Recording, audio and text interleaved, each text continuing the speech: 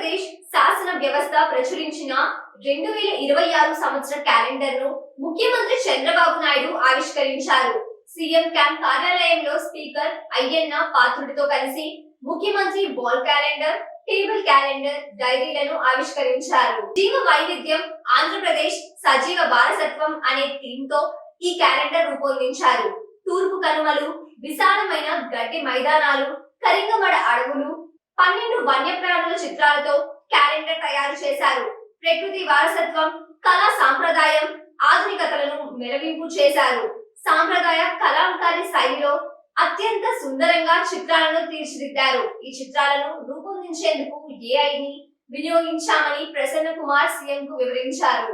2026 సంవత్సర క్యాలెండర్ ను చక్కగా డిజైన్ చేశారని సీఎం అన్నారు. ప్రకృతిని కాపాడుకోవాలనే మంచి సందేశంతో క్యాలెండర్ ఉందని ప్రశంసించారు.